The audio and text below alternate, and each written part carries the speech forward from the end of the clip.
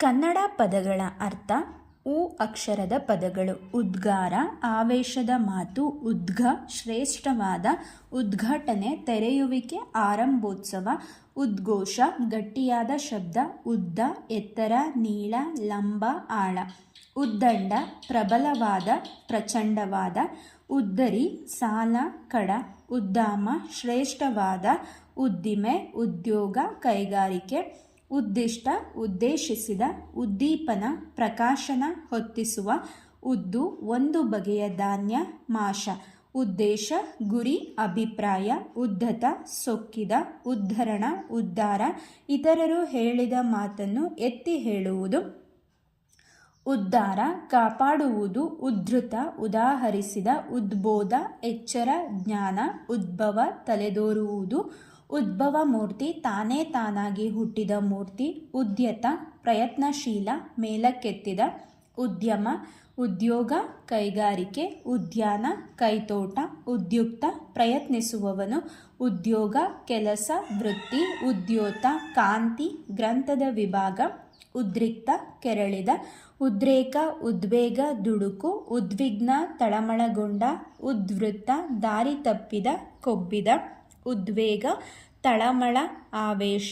ಉನ್ನತ, ಹಿರಿಯ, ಎತ್ತರವಾದ. ಉನ್ನತಿ, ಹಿರಿಮೆ, ಏಳಿಗೆ, ಎತ್ತರ. ಉನ್ಮತ್ತ, ಹುಚ್ಚು ಹಿಡಿದವನು, ಬಹಳವಾಗಿ ಮದಿಸಿದ. ಉನ್ಮಾದ, ಹುಚ್ಚು. ಉನ್ಮಿಲನ, ತೆರೆಯುವಿಕೆ. ಉನ್ಮುಖ, ಸಿದ್ಧವಾಗಿರುವ. ಉನ್ವೇಷ, ಕಣ್ಣು ತೆರೆಯುವಿಕೆ. ಉಪಕರಣ, ಸಲಕರಣೆ. ಉಪಕಾರ, ಸಹಾಯ. ಉಪಕೃತಿ, ನೆರವು. ಉಪಕ್ರಮ, ಪ್ರಾರಂಭ. ಉಪಚಾರ, ಸೇವೆ, ಶುಶ್ರೂಷೆ. ಉಪಜೀವನ, ಇತರರನ್ನು ಆಶ್ರಯಿಸಿ ಬದುಕುವಿಕೆ. ಉಪಜೀವಿ, ಪರಾವಲಂಬನದಿಂದ ಜೀವಿಸುವ ಮನುಷ್ಯ, ಸಸ್ಯ, ಪ್ರಾಣಿ ಮುಂತಾದವು. ಉಪಟಳ ಅಥವಾ ಉಪಟಳ, ಹಿಂಸೆ, ತೊಂದರೆ. ಉಪದೇಶ, ಬೋಧಿಸುವುದು, ಬುದ್ಧಿವಾದ. ಉಪದ್ರವ, ಕಾಟ. ಉಪದೆ, ವ್ಯಾಕರಣದಲ್ಲಿ ಶಬ್ದದ ಕಡೆಯ ಅಕ್ಷರದ ಹಿಂದಿನ ಅಕ್ಷರ. ಉಪನಯನ, ಮುಂಜಿ, ಬ್ರಹ್ಮೋಪದೇಶ. ಉಪನಿಷತ್ತು, ವೇದಗಳ ಕೊನೆಯ ಭಾಗ. ಉಪನ್ಯಾಸ, ಭಾಷಣ. ಉಪಪತ್ತಿ, ಆಧಾರ. ಉಪಮಾನ, ಹೋಲಿಕೆ, ಹೋಲಿಕೆಯ ವಸ್ತು.